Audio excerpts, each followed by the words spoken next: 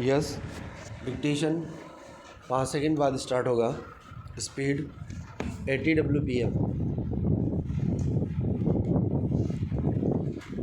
Yes, start. आजकल सरकारी प्रोत्साहन के कारण अर्थव्यवस्था के सभी घटकों में निजी क्षेत्र का वर्चस्व बढ़ रहा है। विराम। ऐसे में शिक्षा का क्षेत्र निजीकरण से प्रभावित हुए बिना कैसे रह सकता है? विराम। शिक्षा के निजीकरण का अर्थ है शिक्षा के क्षेत्र में सरकार के अतिरिक्त गैर सरकारी भागीदारी। विराम। वैसे तो ब्रिटिश काल से ही निजी संस्थाएं शिक्षण कार्य में संलग्न थी, लेकिन स्वतंत्र भारत में उनकी भागीदारी में बहुत वृद्धि हुई है। पैरा।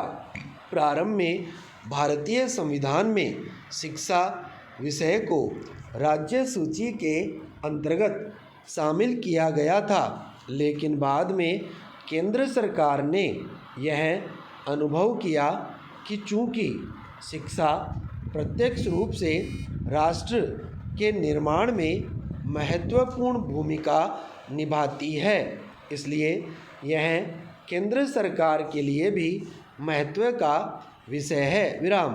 अतः शिक्षा के क्षेत्र में एक रूपता लाने, विस्तार करने एवं इसमें केंद्र सरकार की भागीदारी सुनिश्चित करने के लिए वर्ष 1976 में इसे संविधान के 42वें संशोधन द्वारा समवर्ती सूची में शामिल किया गया। पैरा। स्वतंत्रता के पश्चात जहां एक ओर हमारे पास संसाधनों का अभाव था, वहीं दूसरी ओर जनसंख्या में भी तीव्र गति से वृद्धि हुई। विराम। अतः एक बड़ी आबादी के लिए शिक्षा की समुचित व्यवस्था करना सरकार के वश की बात नहीं थी, इसलिए भारत में शिक्षा में निजी क्षेत्र को बिना किसी अवरोध के प्रोत्साहन दिया गया। विराम।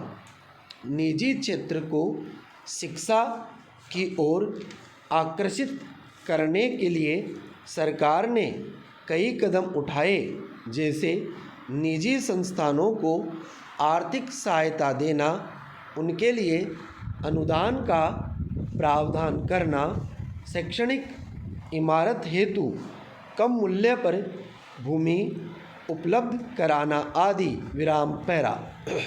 भारत में ऊपरी तौर पर शिक्षा को दो भागों में विभक्त किया जा सकता है। नंबर 1 स्कूली शिक्षा तथा नंबर 2 विश्वविद्यालयी शिक्षा या उच्च शिक्षा। विराम।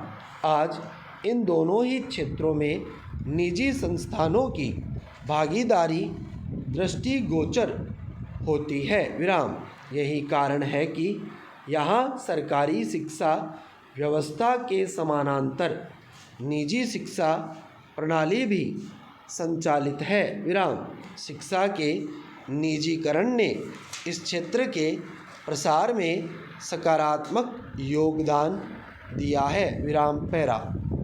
शिक्षा के निजीकरण के कारण शिक्षा का प्रसार तेजी से हो रहा है। विराम। जिन लोगों को प्रतियोगी परीक्षाओं में असफल रहने के कारण किसी व्यावसायिक या अन्य पाठ्यक्रम में प्रवेश नहीं मिल पाता, वे अधिक धन खर्च करके मनोवांछित शिक्षा प्राप्त कर सकते हैं। विराम।